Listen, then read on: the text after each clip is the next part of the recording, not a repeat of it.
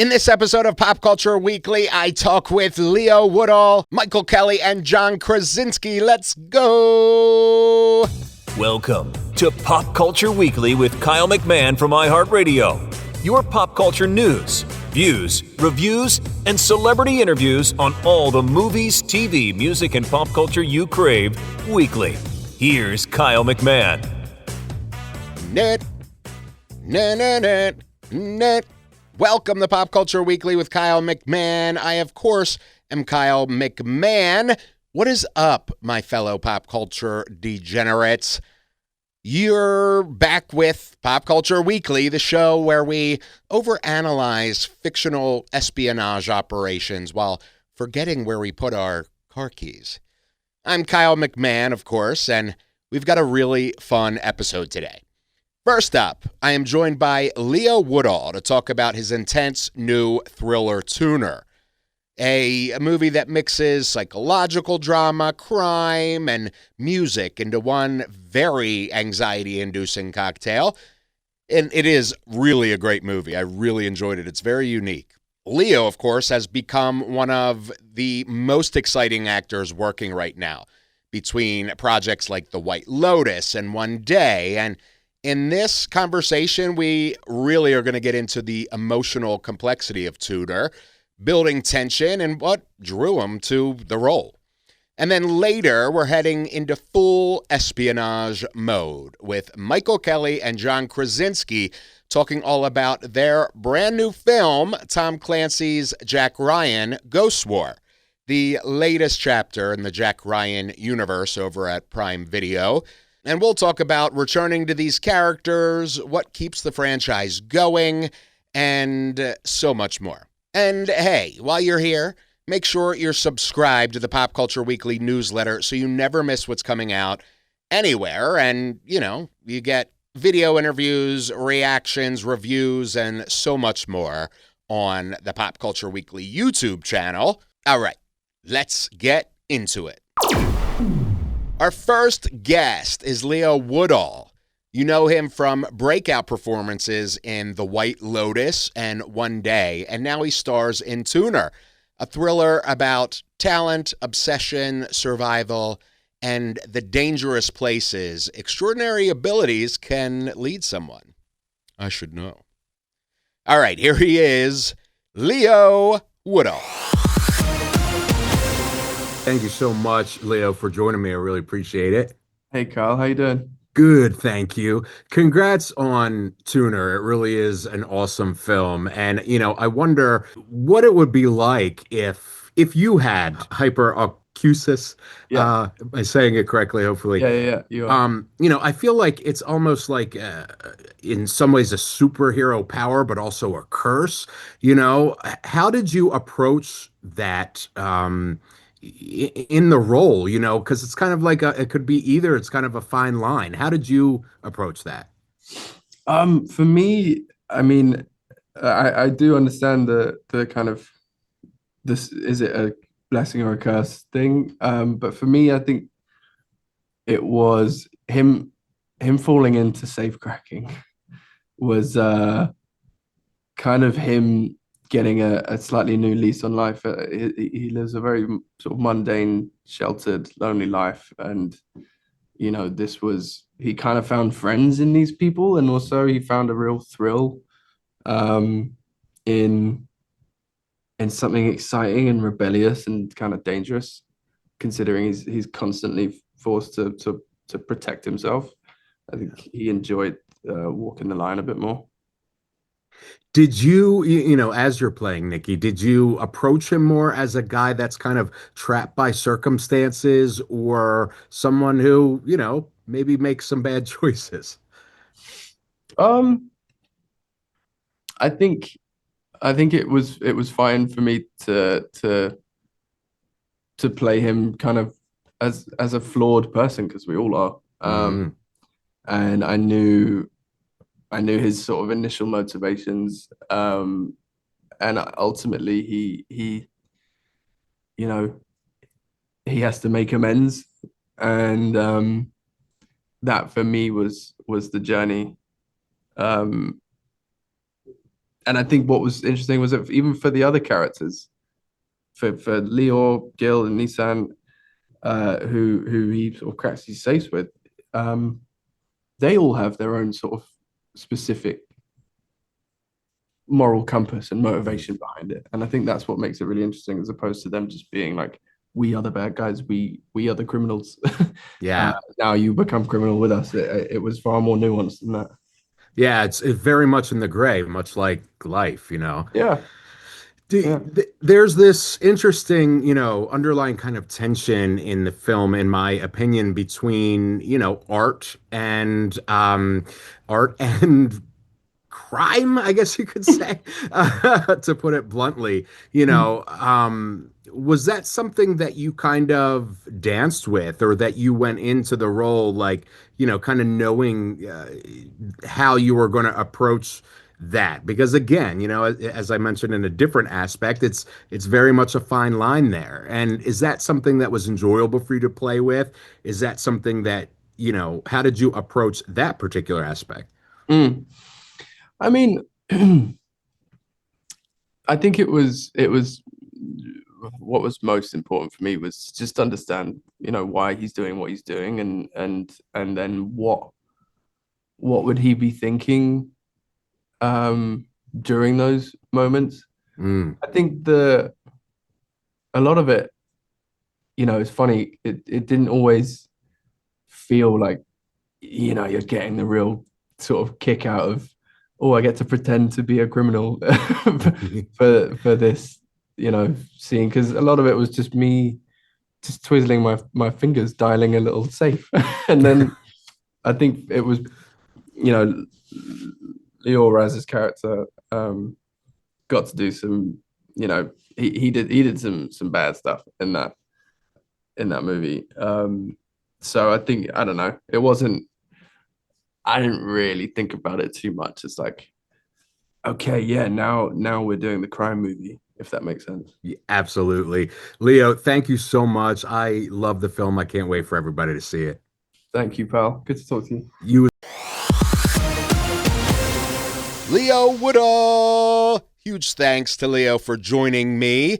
Tuner is available right now in theaters. Go see it. It's really great. All right, we've got more coming up right after this commercial break, including my conversations with John Krasinski and Michael Kelly about Tom Clancy's Jack Ryan Ghost War. We'll be back in 60 seconds.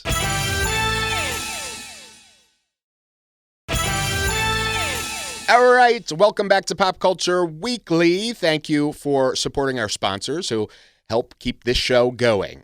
My next guest, John Krasinski and Michael Kelly. John, of course, stars as Jack Ryan, one of the most iconic characters in modern espionage fiction, while Michael Kelly's fan favorite, Mike November, continues to bring equal parts intensity, unpredictability, and this guy definitely knows how to dispose of evidence.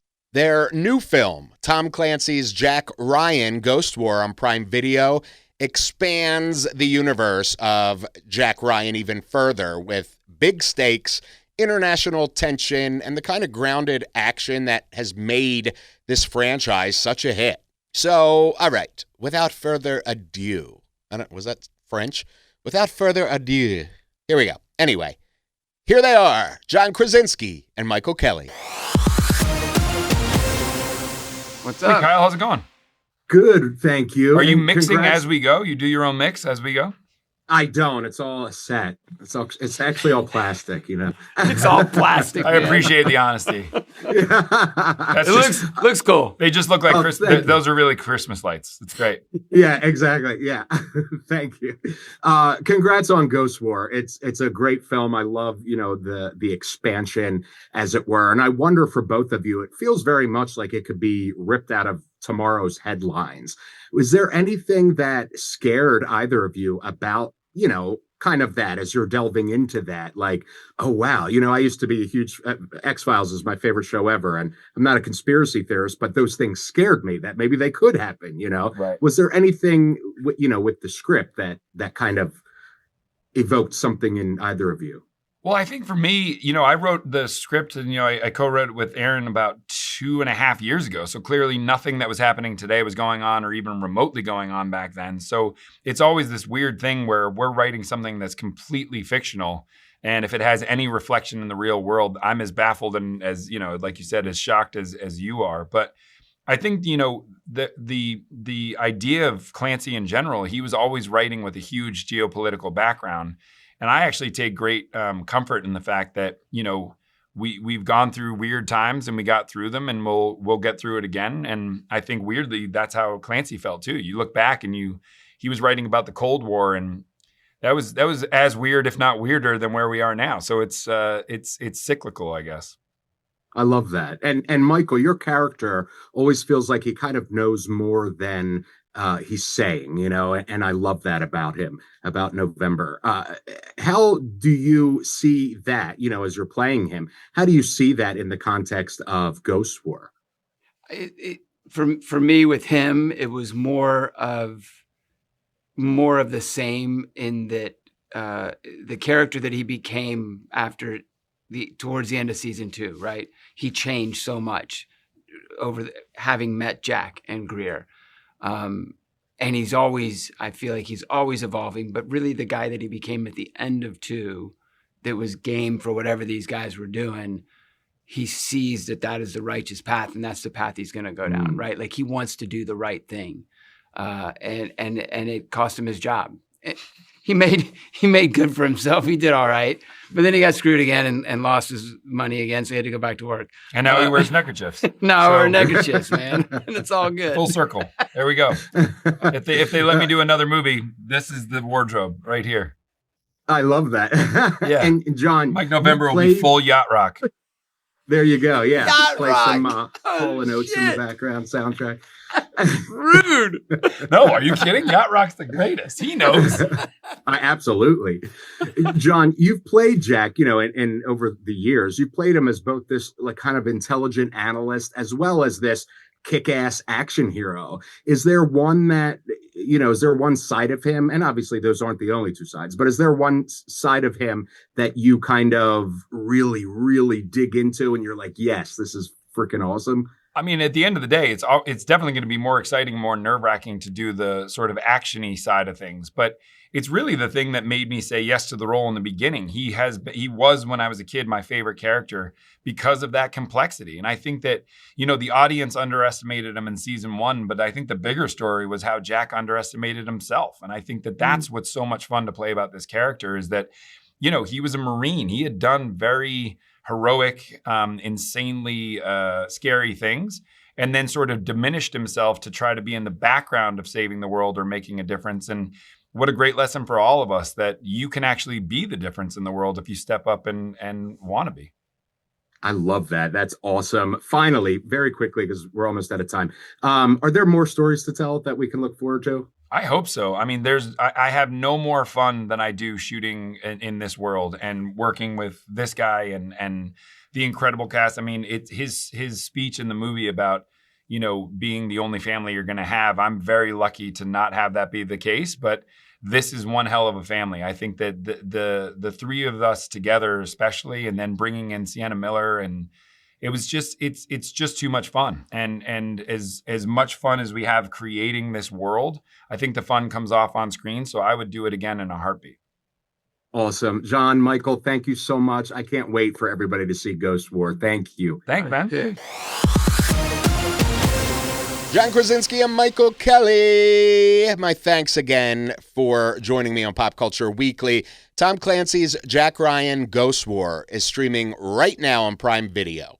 Let me know what you think of the new film. All right, that's it for this episode of Pop Culture Weekly. As always, I thank you so much for hanging out with me. I really do. Make sure you're subscribed wherever you listen to your podcast. Leave a review if you're feeling generous. And follow along across social media and YouTube for more interviews, reviews, reactions, and pop culture chaos throughout the week. And hit that newsletter, please. All right? You can get that at popcultureweekly.com/newsletter. Until next time, I'm Kyle McMahon. And remember, if someone asks you to crack a safe because of your unusually gifted hearing, maybe just mute your phone and leave town immediately. All right? I'll see you next week. I love you. We out. Thank you for listening to Pop Culture Weekly. Hear all the latest at popcultureweekly.com.